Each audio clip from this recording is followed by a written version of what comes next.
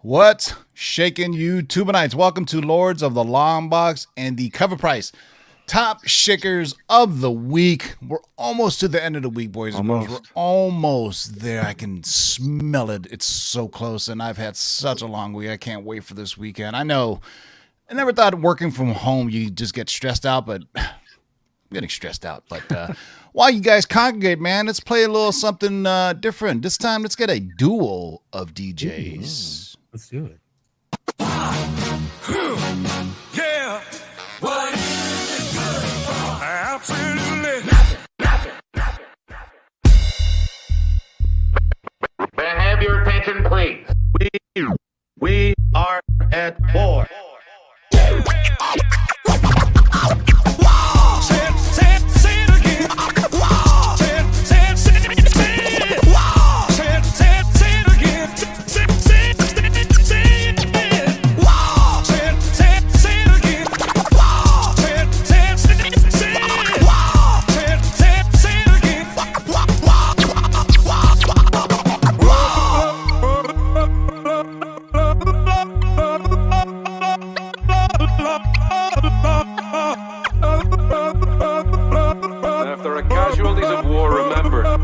When they got up this morning, they did not plan to die this day.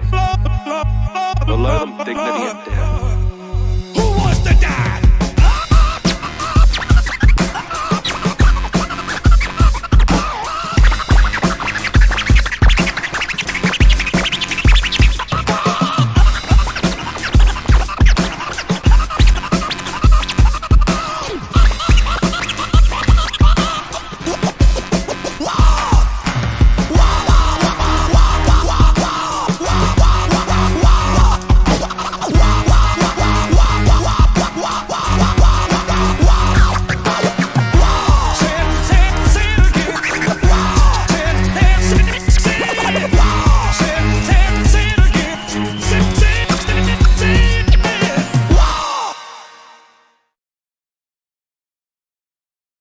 Oh, that was good. Shout out to DJ Veckett and DJ Brace. Although it says New Zealand, they're actually both from Canada. What's in the water in Canada with all the dope DJs? Damn, man. Yo, welcome to the CovrPrice Top 10. Otto, say what's good to the people. What is up, all my Autobots out there? Can't wait to talk about this list tonight, boy. Well, let's see how well I sort of say some Espanol tonight. There we go. Hey, don't give away the lead. Don't give away the lead, JB. Right. Say what's good to the people. How you doing, everybody in the chat? The live chat. Welcome to the show. It's going to be a good one tonight. Thanks for having me on. Let's get to it. And Ryan returning from hiatus. Say what's good to everybody. Dark Side Jedi. Hiatus. It was fun. Let's get going. It's Thursday night, and it's shake and jive. Let's do it. Look at it. I got my dope Miles Morales hat. Look at that. Oh, it's one of those loot crate things, man, where they send you. I just get something like every couple of months. Swag, I don't even. Man. All swag is good. Come on. Yeah, man. So once again, welcome to the Shakers List, boys and girls. This show, of course, is sponsored by our good friends at CovrPrice.com. They were on here last week. It was fun to have Matt and John. Matt, it was for sure. We just had Maddie on here. We're talking about the cool stuff that you can get over on CovrPrice.com for a 2-week free trial or $2.99 a month for a limited subscription or full-blown subscription. I looked it up today, and that's a double quarter pounder costs more than that. You know what I'm saying? So there you go. We're going to price things by McDonald's sandwiches. We're done with the McRib. That's the currency is what we're going now. The show is also sponsored by our friends at KRSComics.com. Go to KRSComics.com. Use the discount code of LLTLB to get 15% off of gorgeous books like, I would say, this one, but this bad boy sold out within a day. That's the This one is still available in cover A. Cover A and B sets signed. The slab and the virgin are gone, but you can still get cover A and use the discount. And oh, by the way, this drops tomorrow. Star Wars, The High Republic #5. I should have looked it up. His name is Stellan Vios or something like that, right? But that is the dopest lightsaber in the galaxy. Look at the hilt that on that. Dope, it's a very elegant weapon. Again, look in his eye. You can see for the more civilized time. Exactly. So that drops tomorrow at noon.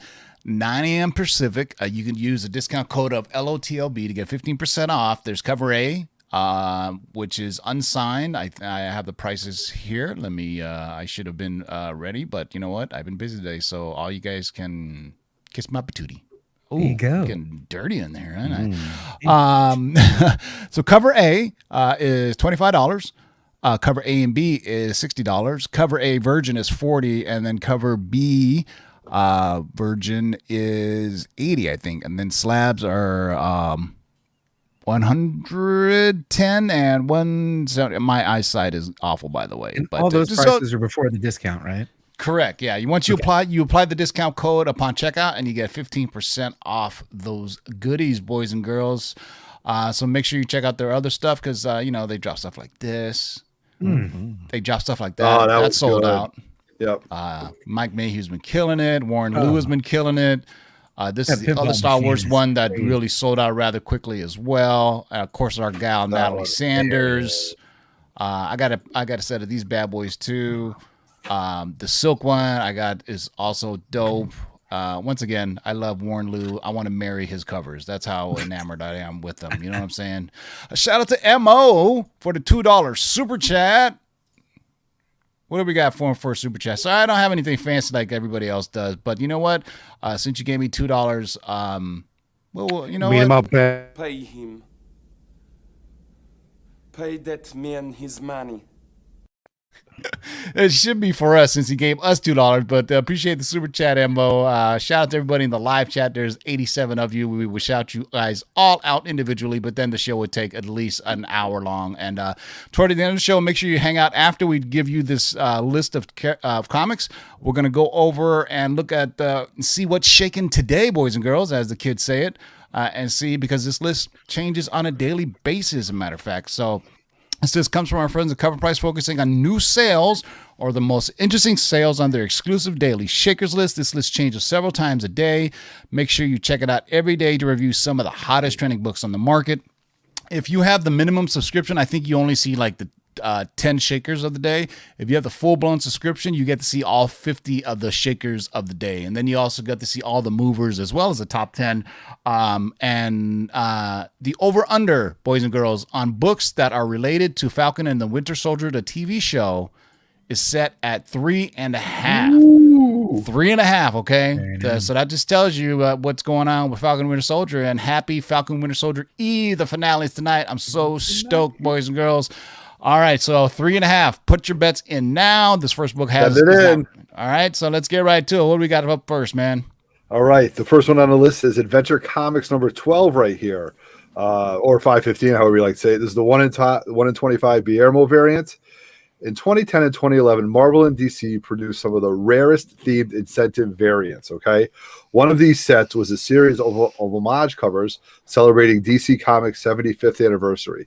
This is considered to be one of DC's best variant-themed sets. Artists like Adam Hughes, Jim Lee, Mike Mignola, Lee Guillermo, etc. Each one had a DC 75 at the top and ranged from 1 in 10 to 1 in 75. This is the Guillermo 1 in 25. It's so expensive that you would think that it's one of the 1 in 75s. In fact, this week it hit an all-time high of $650 for a CGC 9.8. Good luck if you want to find this set, because this is going to cost you some money. I have never seen this. My goodness. Oh, that's an amazing cover. That I've is a seen it. really cool cover. You have? Yeah, I've seen it, and it's fucking badass. That is. Yeah. I think it's honest to say in 2020, 2021, in the past, 1 in 25, 1 in 50 variants invariably dropped significantly in price as time went by. Shout out to Momelo Leather for the $2 super chat. Appreciate you, brother.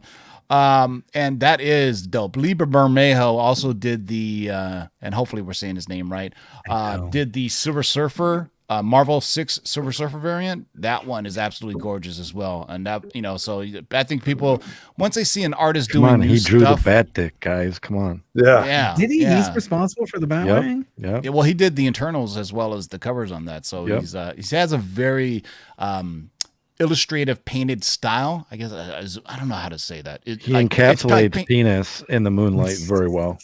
Yeah, if Really? you're used to Okay. looking at penises in the moonlight, I guess you're the expert on now that. I'll we leave get it to blocked for you. other reasons. Come on. This is Dick Side Jedi. So Adventure Comics issue number 12. I think that's a legacy numbering. I don't know what the 15 are. 515 is? I don't know. Yeah, but it says So issue number 12/515, the Bermejo 1 in 25. I think variant. that's probably the real number. Yeah, Yeah, the yeah, true issue like the number. legacy numbering, yeah. When they started up, because Adventure Comics hadn't been around for a while, so from 2010. Look at that! All right, starting off already. Next up is man, this book is a ghost. Explosion. Albedo number 2. This is the first appearance of Usagi Yojimbo, and it just keeps going up and up and up. This week we saw a sale of $6,925 for a CGC 7.5. Good Lord! Right? This is a price that 9.2s were selling for last year. A price like this will just elevate all the grades above it. The next sale in the 9.0 plus range will most likely be another new record high. So keep checking back with the Shakers list to see if that comes true. Incredible that a 7.5 sold for nearly $7,000. Amazing. But like I said, this thing is a ghost. Albedo anthropomorphics. We're gonna butcher the entire language in this show right here, but whatever. First appearance of Usagi Yojimbo, rumored, I do believe, to be a new animated series. I believe on Netflix. I believe is the movement on that. But this has always been sought out by collectors because a niche type of collecting for people who wanted to find Usagi Yojimbo, Albedo. I mean, it's from 1983, so I mean it's hard to find, and if you do, Jesus Christ, snap it, because $7,000 for 7.5. When we go on the CovrPrice website later, I'm going to show you what the all-time high is, and it's going to blow your mind how much it is. It's pretty crazy. But if you think 7,000 is nothing, wait till you see what some of the higher grades are for this bad boy. But yeah, stick around to the end, boys and girls. So on the list, Albedo issue number 2. From January 1st, 1983. Look at that. A New Year's Day release. That's interesting. Or at least it says it's published that day. All right. Who do we got up next? All right. Next up on the list, we've got America number 1, the Jamie McKelvey 1 in 25 variant, originally published in 2017 from Marvel Yeah, just Comics. listen to what JB's saying and disregard the actual graphics on there. Disregard the graphics. Just stick with the voice here. So this week's $650 for a 9.8 marks a new high sale for this McKelvey 1 in 25. And as we get closer to Doctor Strange and the Multiverse of Madness, we're going to see more and more of these key America Chavez variants hit new highs. With her star portals, she has some of the flashiest powers compared to any of the other MCU heroes. She is going to be an instant fan favorite. Man, I agree. Yeah, so her first appearance is actually in Vengeance, obviously. Number 1, that book has already been pricey. So, whenever you can't get the first appearance, people go out and get the first solo series that they're in. And she's also a part of the Ultimates team. She grew up in kind of like she was born in like a parallel universe called the Utopian universe. And then she came to America, the 616. She had amnesia. And then as she's an adult, she grew these powers. And then she's already been cast to be in Doctor Strange and Multiverse of Madness. So she has these type of mystical-based powers from another universe. But I don't know if they're going to put all that into... I mean, maybe, because if you think about it, it's called Into the Multiverse of Madness. And she comes from basically the origin is her mothers sacrifice themselves to save their planet or their universe. It's called the Utopian universe. And then so I could see how they could pull her in. I mean, when we have the multiverse... anything is possible, right? That's right. There you go. So there you go. That's America number 1, not Albedo as it in. But the price on that is correct. CDC 9.8 sold for $650 in April 17th. Wow. All right, this next book up is I doubt anybody has it. What is it? No way. Oh, this is Betty. Look at this. Betty number Did 46. they surprise you, Otto? No, but I was just looking at it. This is a funny cover. This is a great cover right here because, this is Archie. Now we move off to Betty, issue 46 from 1997, right? So what's fun about this is not just the Simpsons that could predict the future, but they did in Betty 46. So we've got some pretty serious gains this past week as people are shocked and surprised to see this comic from 25 years ago depicting online school. My God, who would have thought? The panel in question shows Betty sitting in front of her desktop computer with a camera on top. Okay, right there, as you can see in the graphic. Her dad, talking to Betty's mom, states they never have to carry books to school and they never have to worry about the weather. Betty responds, "Excuse me, folks, class is about to begin." Even more amazing is above the panel, it states high school 2021 AD. As people have become hip to this comic, foreseeing the future events, it went from the $4 range to a $50 mark last week with a raw sale of $75. Look at that, the future in comic books, folks.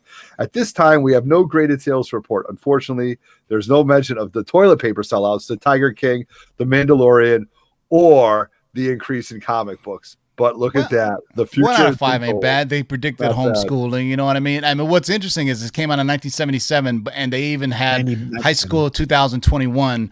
But look at the clothes they said that we may have. But and we're still using old desktop computers and giant camcorders. But that's pretty interesting. So what's interesting is Archie Comics actually tweeted that out about a month ago. Oh, so cool. when they tweeted it out, people went and started snatching up Betty issue number 46, or else you'd have to be a hardcore Archie Comics fan to actually know that. But Archie Comics tweeted out these panels, so it caused the little spike in price. So this is one of those things that, you know, a couple years from now, I don't know how many it will still be collectible, kind of like, you know, the bad idea of people buying Corona, you know, and then, I was just about to say that. You know, but we don't speak on that, but we get it. Like 3 years from now, you know, we'll just look back and about, hey, remember the homeschooling? But nobody will say, hey, you know, there was an Archie comic that was talking about this, because since then, there's been a lot of variant covers that actually featured what they call Zoom calls or home train. I know Strange Academy has one where it's like a Zoom call, looks like a Brady Bunch box where they're all like homeschooled. So it's kind of a thing in 2020, 2021, where they had these kind of weird covers depicting homeschooling. I mean, before 2020, homeschooling was a totally different thing than what you thought about, right? It was just people who didn't want their kids to go to school and they taught them at home. But, you know, correct. Obviously, homeschooling has a whole new meaning even till 2021. So very interesting. Betty issue number 46. Who would have thunk it, man? $76. All right. Next up is a book more familiar and steadily rising in price. And safe to say this will be one of the books that are part of the over-under. This is Dark Avengers #1. This is the Adi Granoff variant edition.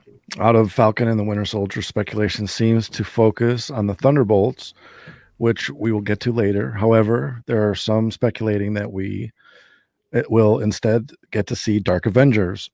So much so that this Granoff variant featuring the first Iron Patriot sold for a crazy new high sale of $999, $1,000 for a 9.8 CGC, smashing the last sale of $249 in 2019. Wow, that's a huge increase.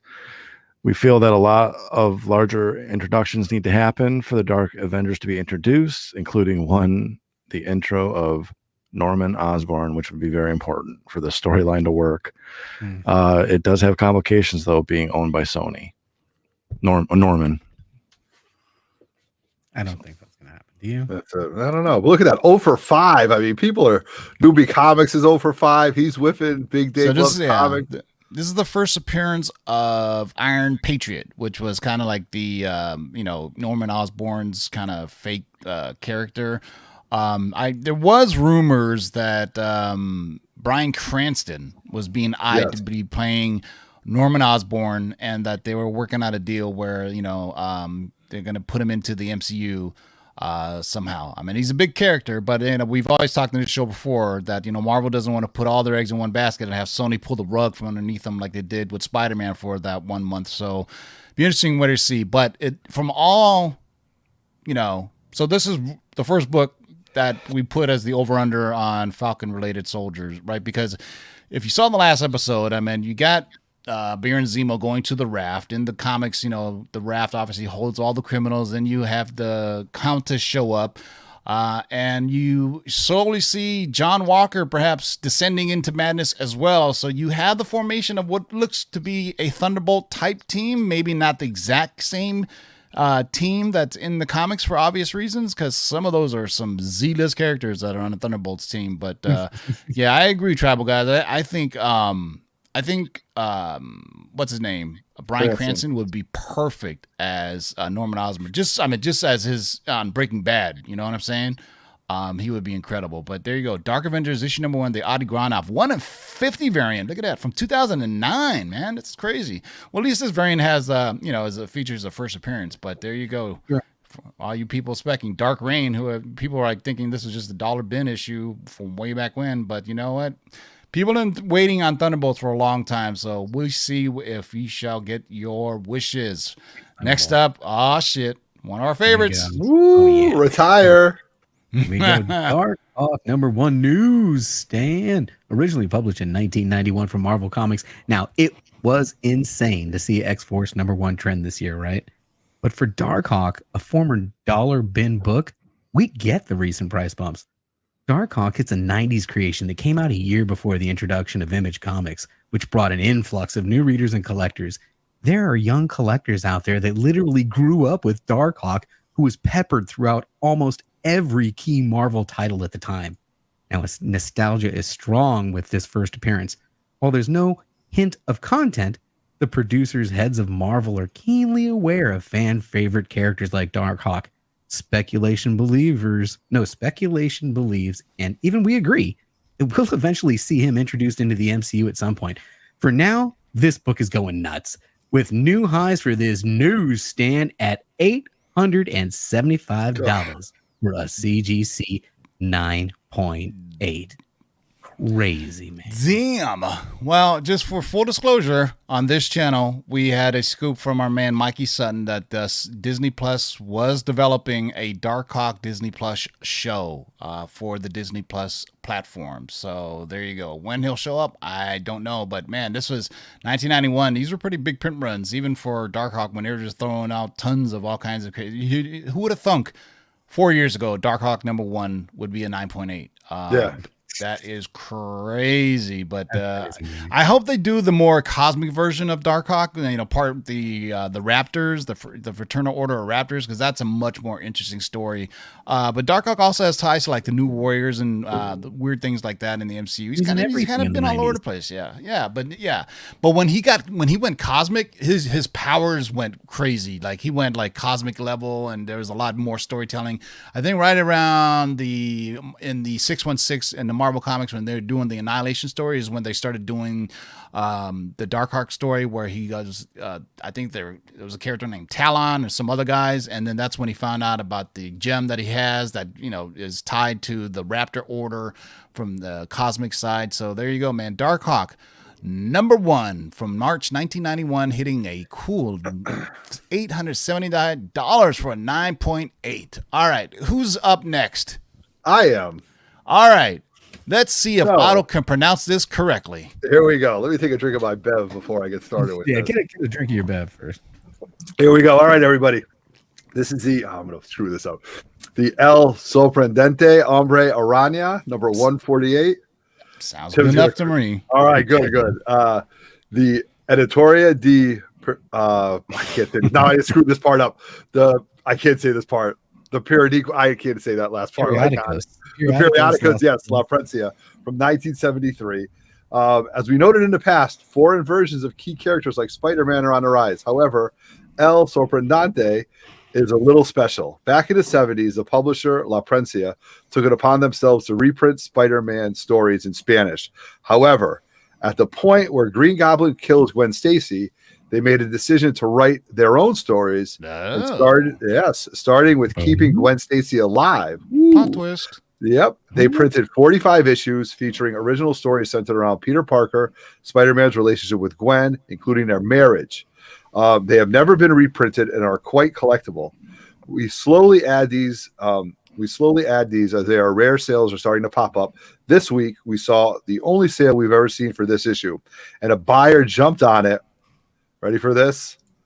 $2,500 for what they say is a 5.5 raw 5.5 copy. 2,500 beads. Boy, you better be a huge Spider-Man fan to be picking this up. But yeah, Unbelievable. This story is absolutely amazing. To think that this publisher in Mexico is reprinting Spider-Man and then all of a sudden says, whoa. They killed off Gwen. No, I don't like that story. Screw them. We're going to start making our own story. And they print 45 issues of original story. Oh, my God. And that's why these are collectible, because this is basically an alternate universe where Gwen Stacy never dies. I mean, it still is. And plus that cover is fucking sexy as well. That is a great cover, right? You know.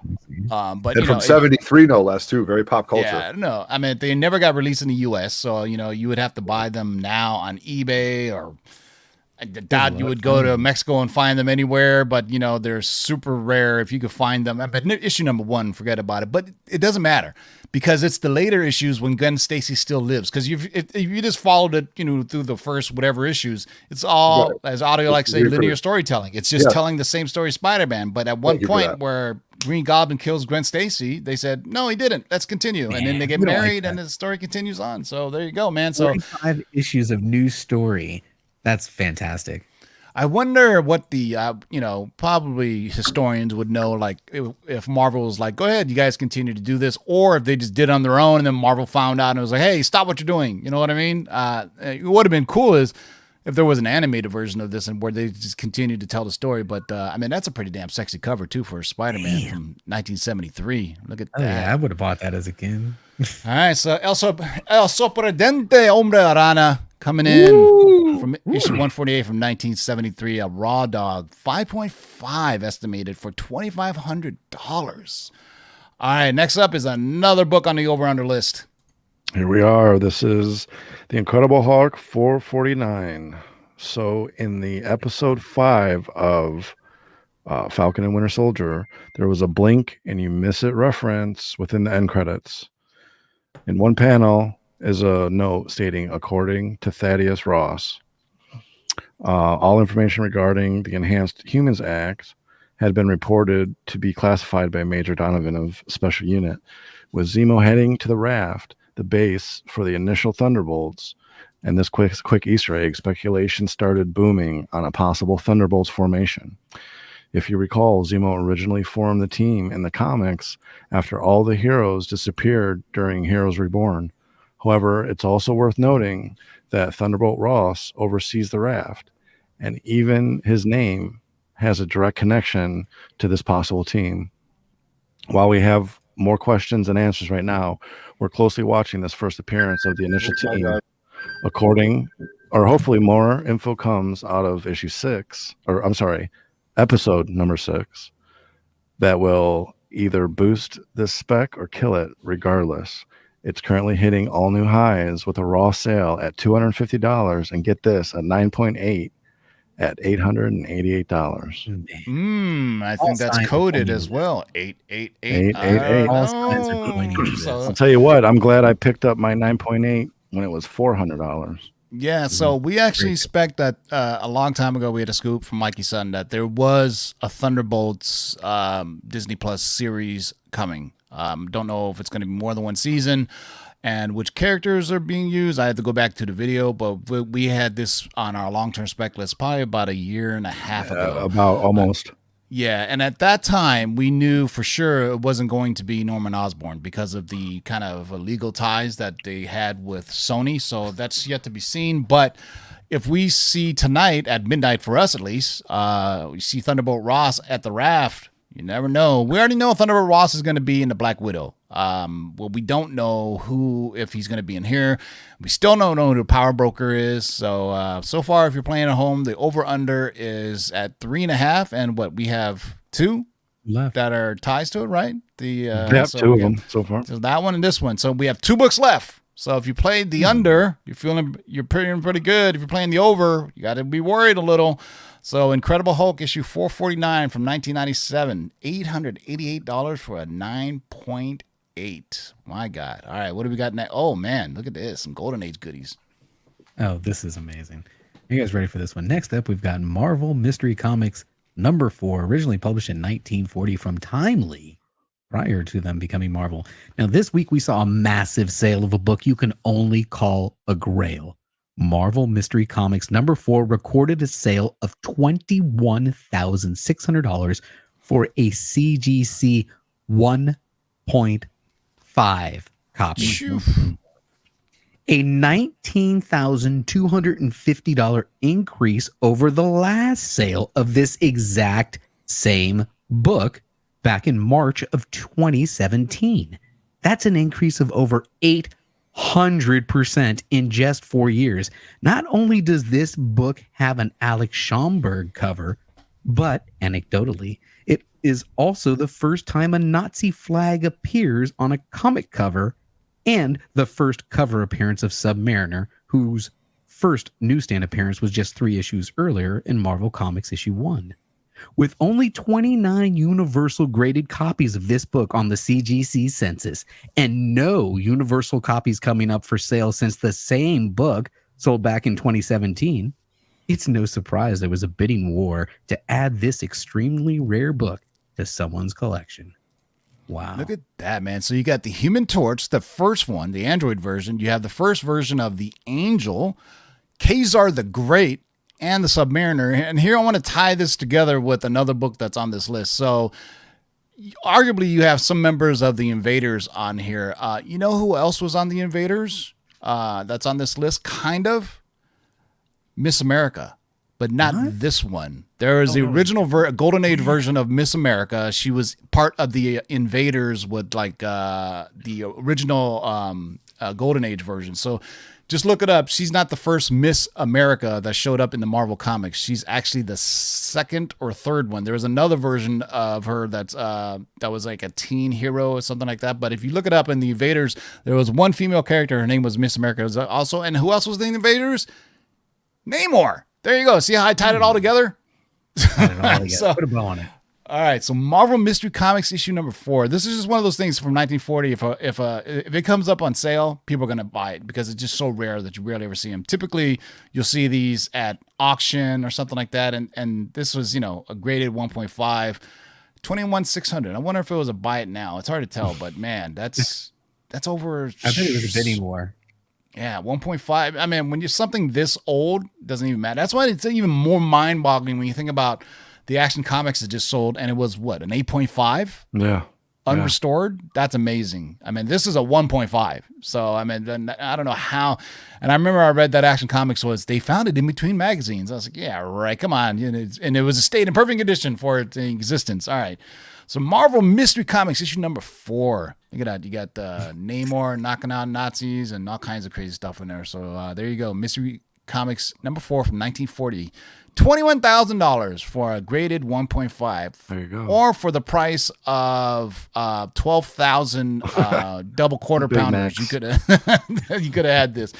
All right. So last book on the list. It is related to the Falcon and Winter Soldier, but if you played the under, you won. If you played the over, you lost. What is it? Otto, I think you're on mute. You're right. I did mute myself. I apologize. Sorry about that. Right. So we know this variant right here. We've seen this quite often. This is Wolverine Origins issue number 10 from 2007. It's not highly known, but Marvel produced a promotional travel site called www.exploremadreport.com. IGN covered this Easter egg-filled site, particularly several X-Men references that were quickly removed. 2 of these were related to both Daken, Wolverine's son, Mystique. However, by this point, it was too late. The speculation machine rushed to purchase Daken's first appearance in this Origins issue, helping raw copies of Cover A hit a new high of $99 and a CGC 9.8 at $395. While the odds of seeing Daken before Wolverine are incredibly low, these 2 Easter eggs spurred a lot of conversations. While other running theories is that Sharon is actually Mystique. While that idea is funny, probably not likely. And we all know that there is a there's a variant of this that it does have the third claw in it also, which is the more rare of the 2. So correct. IGN covered the Easter egg where it was several X-Men references that were included. Is it Daken or Daken? I call him Daken because that sounds cool. It was Daken and Mystique. And there were some other references on there as well, but they quickly scrubbed it. So if it could mean something, could be nothing. But it obviously, in the age of digital or collectibles and digital information, people immediately will pounce on any little clue they can get. And then when we go on the CovrPrice website, I'll show you what Otto was talking about. There's a variant that's more rare than this, which is the third claw variant. Because you notice how this one only has the 2 claws. So that's the list. How did you guys do? Looking at some 0 for 10s, and it don't feel bad, man. You know, this is it's called the Shakers for a reason, man. Okay, it's shaking. So this part of the show, I'm gonna go and see what's shaking today over on the CovrPrice website, and see if we got any crazy books nothing on this list. Yeah, see if any books jump out at us. All right. Yeah, I had one as well. I had the Thunderbolts because I listened to Mikey Sutton's spec a year and a half ago. I did. Lords of the Long Box. And if you listen to our Thor, watch our episode from August 2020, we had a Thor Hercules long-term spec list, and on the list we had Hercules and Zeus. And guess who just announced that they're playing Zeus in the Thor: Love and Thunder movie? Your boy Russell Crowe. Yep. Russell Crowe let it out of the bag that he is indeed going to be playing the son of Hercules. And if Zeus shows up, Hercules is right around the corner. It actually fits the entire story of Gore the God Butcher, right? For if you think about it, you're going to see my password. No, you're not. No, so it actually fits the map. My guess, and this is pure speculation on my part, is Russell Crowe is one and done. He's going to get killed by Gore the God Butcher because that's what it's in his name. It's Gore the God Butcher. He kills gods because the gods forsaken his lands, his planet. So they were like, he wanted to kill all the gods of Pantheon. And so if Zeus shows up, and my guess is Hercules is going to show up to avenge his father Zeus. But yeah, I mean, JLS Comics, you posted something interesting, and it was even on our last episode or on the Hercules long-term spec list where we had Zeus on there, and there's a Venus #5 comic that Marvel actually lists as his first appearance, but it's not really in the continuity. The redheaded Zeus that we know in the comics, his first appearance is the Journey into Mystery Annual, the same first appearance as Hercules. So there you go. That's a double spec book if you want to get it. And plus, I would imagine Venus #5 is pretty damn expensive from the Golden Age, but. Hey, look at that. My Giant Size and Wolverine of a Hulk 181 are doing pretty well. Namor too. Good to see that on there. Yeah. Walking Dead. Oh we my got God. the Berserker right there. Berserker made it on here. Let's see what's going on with this. That's Berserk. Which one? That's the signed one. That's the signed one, yeah. 1 in 1,000. 28.75 for 9. Because that's 1 in 1,000 signed, right? Isn't that 1 in 1,000 signed? I wonder if that's the same as I feel the like, store I feel variant. like that book would have been like more. What, 2,800 for a brand new book? That seems rather. I mean, it's signed by Keanu Reeves, man. I mean, it's a boom book, and I mean, they haven't said, once I see a trailer for it come out, then, like I said, people need to be slapped in their face to actually believe it's going to happen. Exactly. Well, you know what I'm going to look at? Ooh. Hey, I own 2 copies of it. Look at that. Yeah. I'm thinking about bringing. Oh, look at that. Oh, wow. Or a 9.4. A 9.4 in this book, I shit you not, used to be about $150. Oh, my shit you not. It used to be about $100-$200. You can find it easily. Now it's I want to see what the all-time high in a 9.8, which is pretty damn hard to find, is 10,800 for Doctor Strange 169, which is actually the first time as solo. Prior to this, it was Strange Tales 168. Correct. And then they just Marvel used to do this a lot. They used to just, you know what, the character got so popular, let's just keep the numbering, but we'll change the name. You know what I mean? Like Journey into Mystery became Thor, right? Strange Tales became Doctor Strange. So good to see Doctor Strange getting some love. Oh, look at this. Okay, we got to see this. Oh, this was going to happen. He was going to show this. I only have 3 copies now. I sold one of them. Tell me your personal opinion of the trailer. I loved it. Absolutely fucking loved it. I thought it was great. I was a bit worried. I was my only story. Aren't they tweaking the story up a little bit? I mean, my only concern was the action. I wanted to make sure they got the action, and I knew who the stunt team that's doing the fight choreography. They are part of Jackie Chan's stunt team. So Matrix guys, right? Is this the guys that did the Matrix? No. It's Yung Woo Ping. The Jackie Chan is a totally different style. So it's going to be like traditional, like Hong Kong martial arts, but also some, comedic, using a lot of stunts and fight props. But if you watch the trailer, there's a scene. Wow, 7.0 so for $12.50. What about the rings? Were those on his arms? Yeah, Those are about the rings. they're not. I Move think that a little bit. Yeah, I don't think they're actual rings. I think they're gonna because they don't want to confuse. I heard I'm okay with it. I heard Trust me, I'm one okay theory with it, that was fantastic that they were actually the rings of Fang Foom.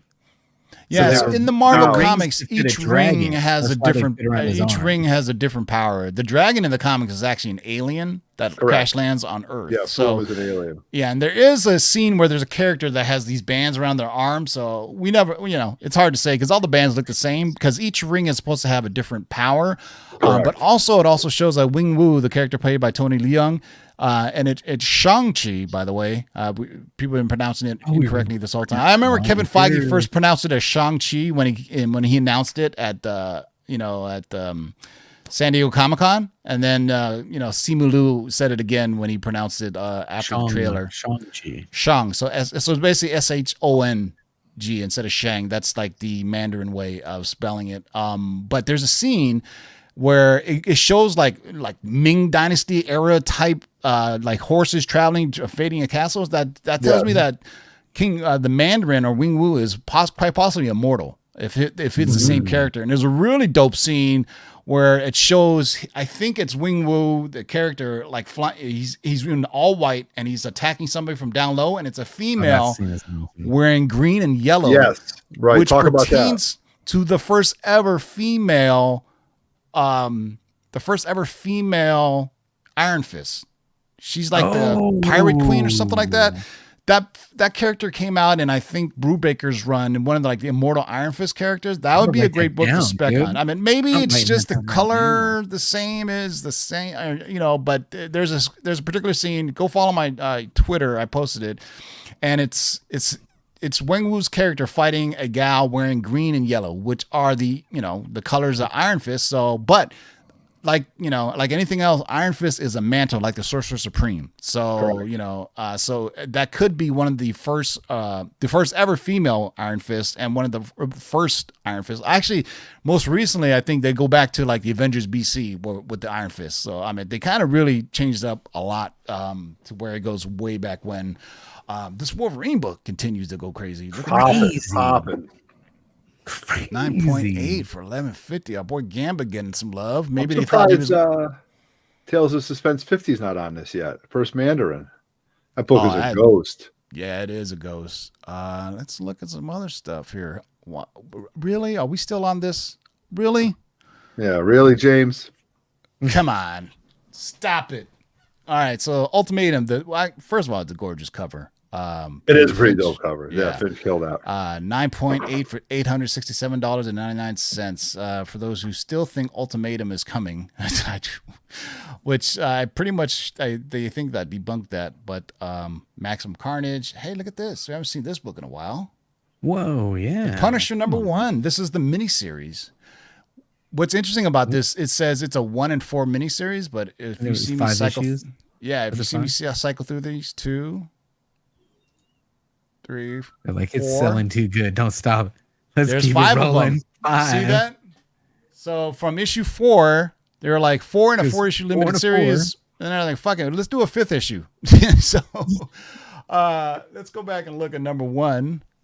First of all, these Zek covers are, I think it's Mike Zek, right? Zek crushed those. Oh yeah, absolutely gorgeous, man. But that #1. First solo Punisher series, $800 for 9.8. Oh no way! Rare. Here's the rare fair market value is $45. Rare fair market value and a 9.6 is $225. Oh man, great story, man. So obviously, I mean, I think the first appearance of the Punisher was on the Shakers list too, wasn't it? Did I see the ASM book on here? Let me go back a little bit. I thought I saw it up here somewhere. That's good to see. Look at that. People still buying Vision. Yep, here it is. Here's the first appearance of if you show that, then we got to see the first appearance of Punisher as well.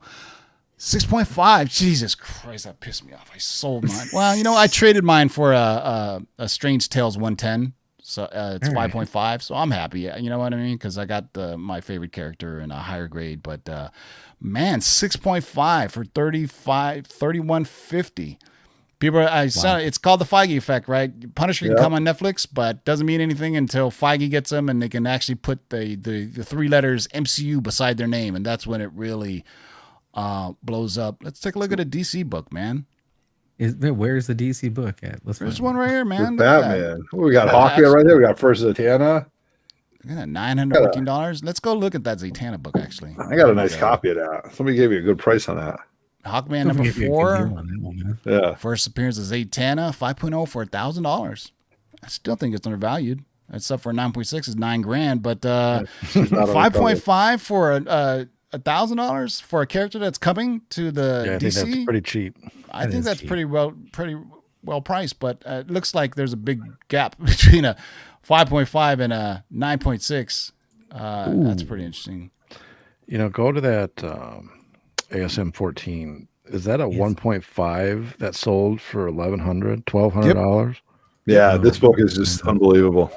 $11.95. First appearance of, what the hell was that? Somebody got a paper shredder?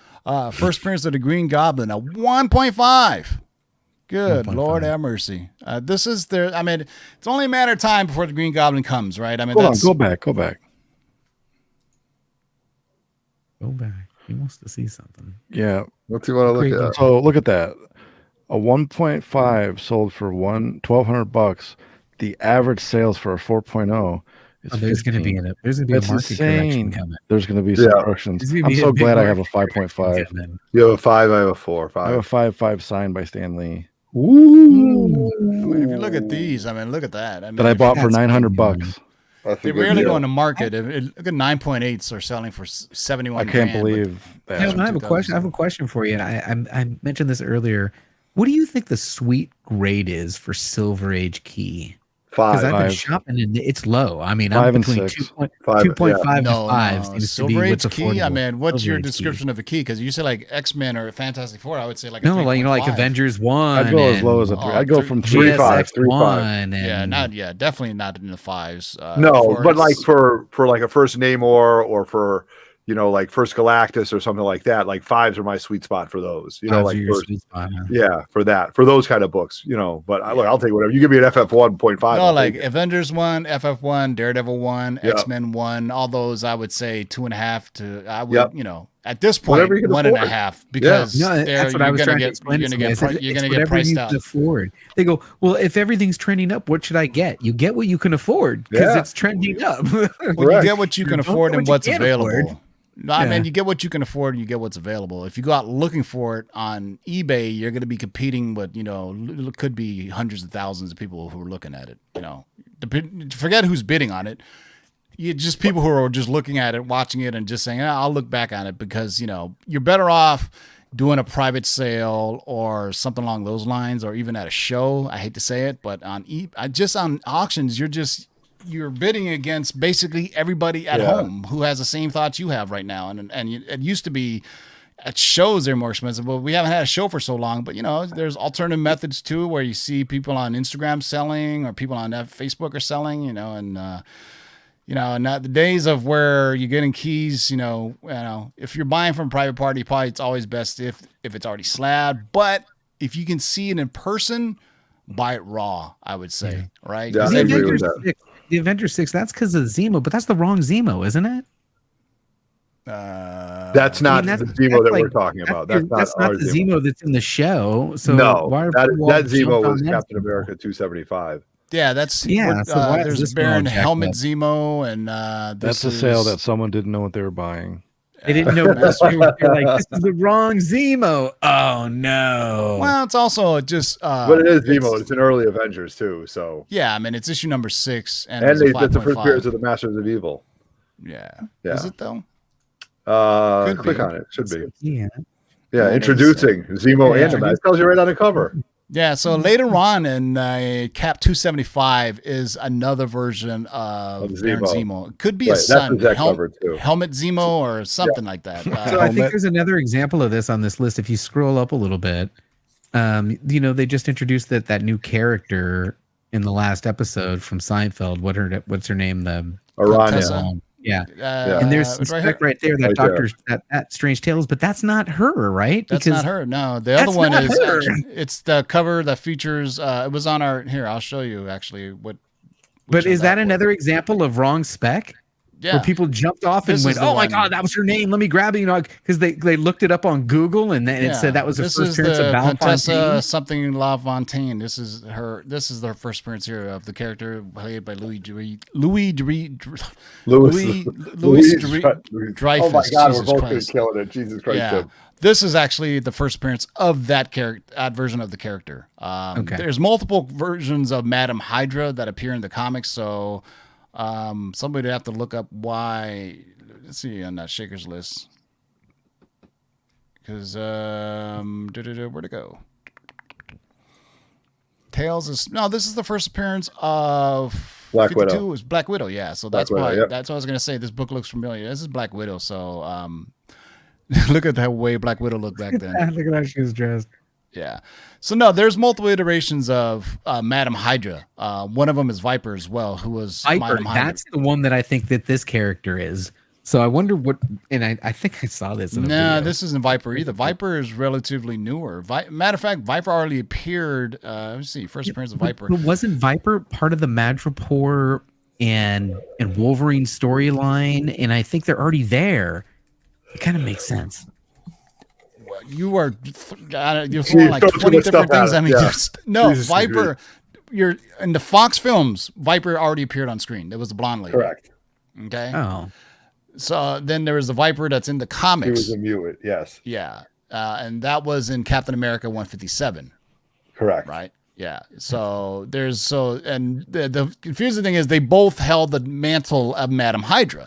Because it's like Cobra, it's like your leader, there's multiple versions of people who are called Madam Hydra. So, I mean, this one is I don't even know why I have this on the screen, but the one you're talking about, so there's the Contessa La Fontaine, which we saw in Falcon Winter Soldier, and that's in the Captain America book. The one with, here, I'll show you guys for again. Because JB is throwing, it's like he's mixing up the Fox. He's fixing up the Fox universe. I can't keep him straight. Oh, that's the Fortnite right there, Tim. I forgot it. I'll tell you later. So this is the one. This is the first appearance of the character that appeared in Falcon and Winter Soldier. There was a version of Viper that appeared in the Wolverine movie that was in Japan. It was that strange chick that actually spewed venom. Remember that? Yeah. So that was also a Viper. Interesting fact.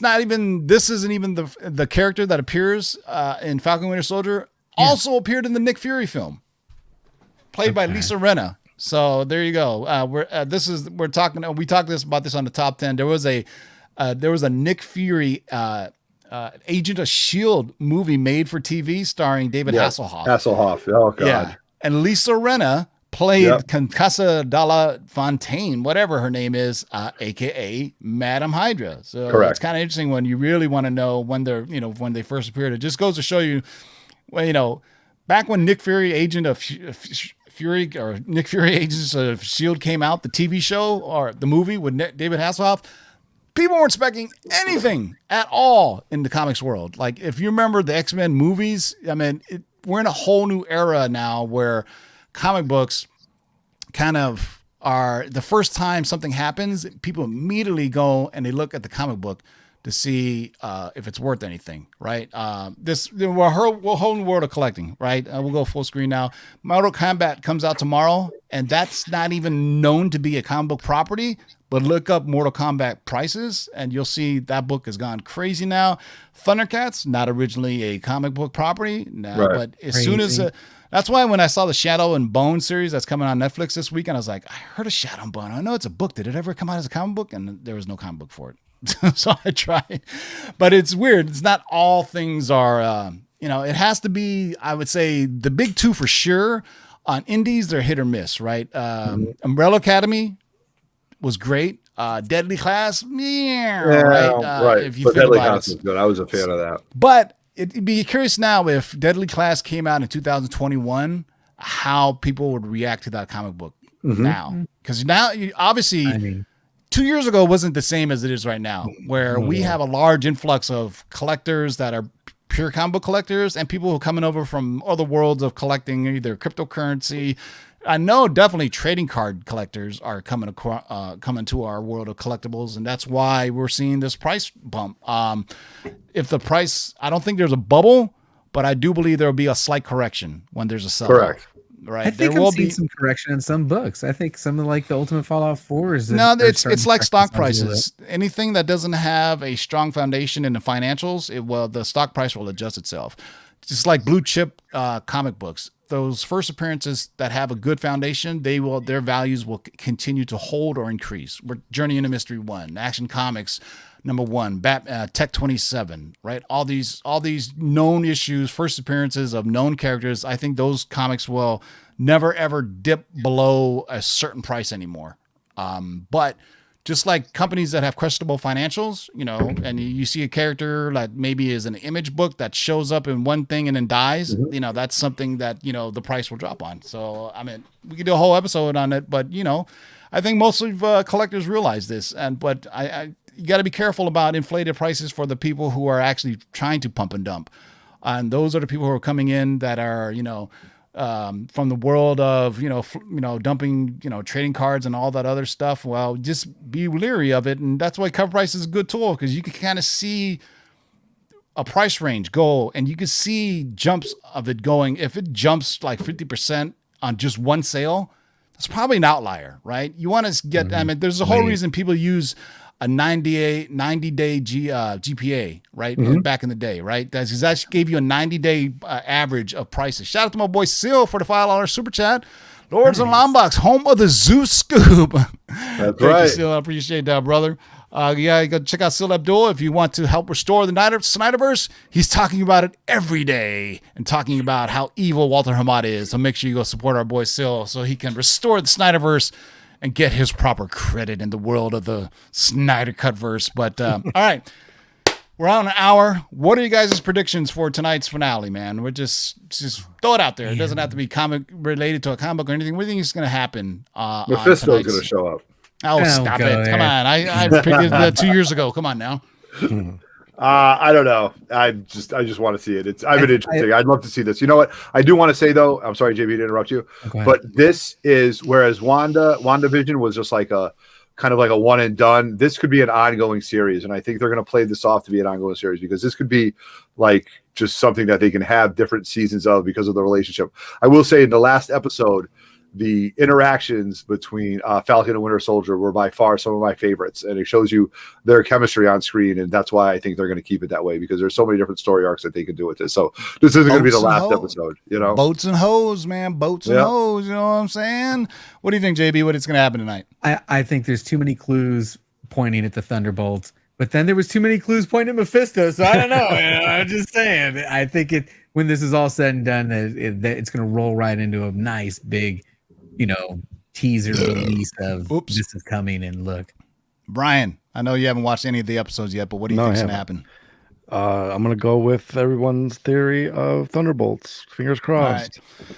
I think I think Captain America, Falcon, Sam Wilson will take on the mantle of Captain America. I think Joaquin Torres will take on the mantle of the Falcon. He's got the wings. You saw it in the last episode. I also think it would be a tremendous, I think, mental or emotional note to go off on if they had a flashback scene of old man Steve Rogers on his deathbed talking to Sam. I think that would really hit a really strong emotional note, right? To say, some parting words of wisdom that Steve gave to Sam right before he passed away, assuming he died of old age. You're calling an old Cap appearance? In a flashback? A flashback at like his deathbed, because we don't know how he died. We just assume he died of old age, right? I don't think he's dead. I think he time jumped. I think he's I think he moved.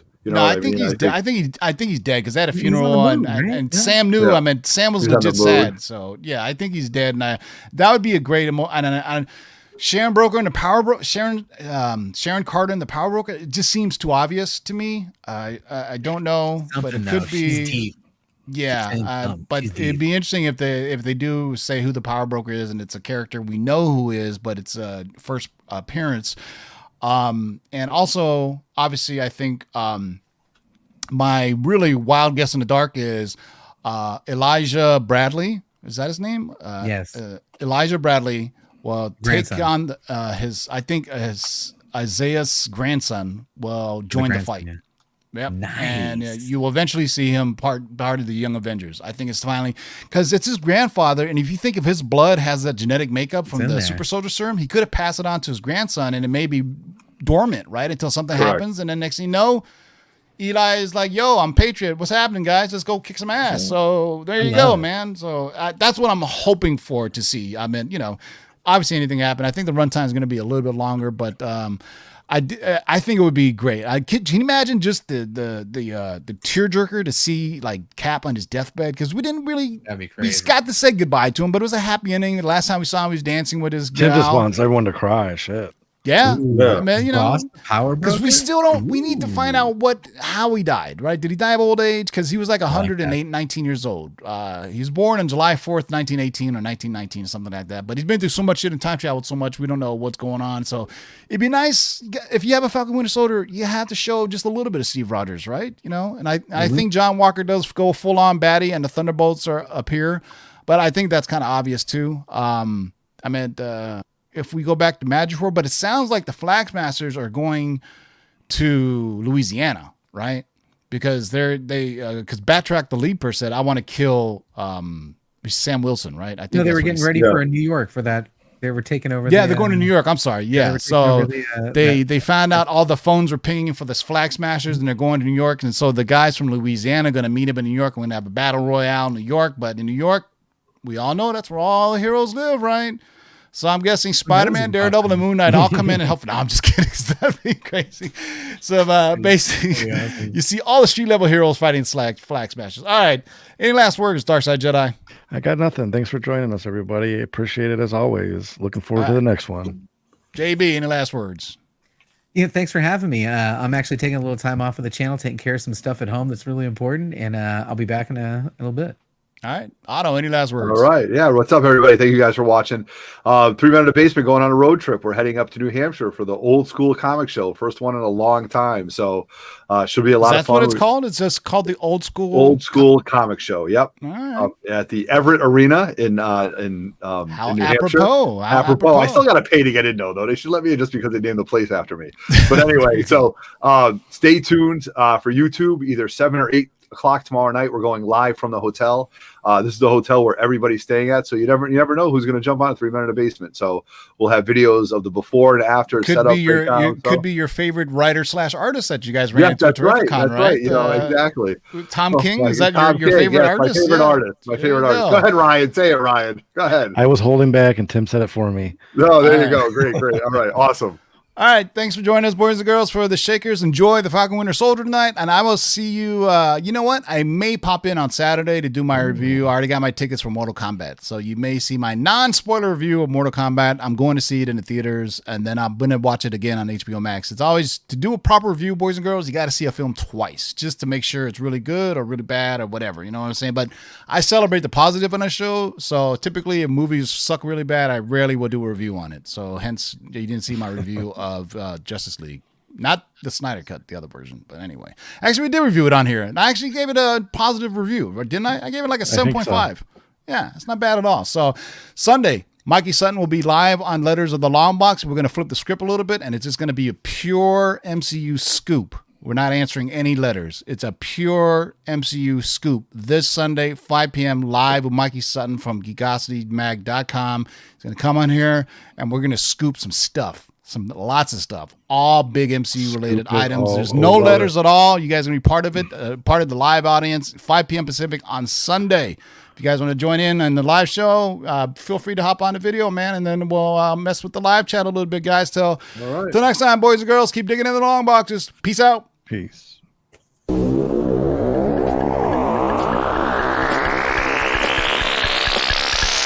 Now let's do this. Rewind, select and come again. Pull up that from the top to the very last. Jump.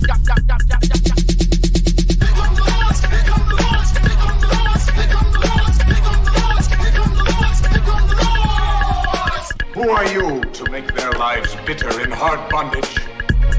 this, you shall know that the Lord is update. 1, 2, 3, 4, 5, 6, do it. We're here. We're back. Here's to what y'all. You can't get fresher than this.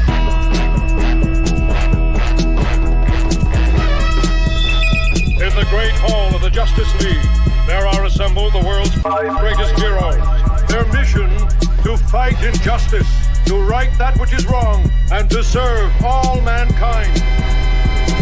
When it comes, I won't even notice. Oh, how so?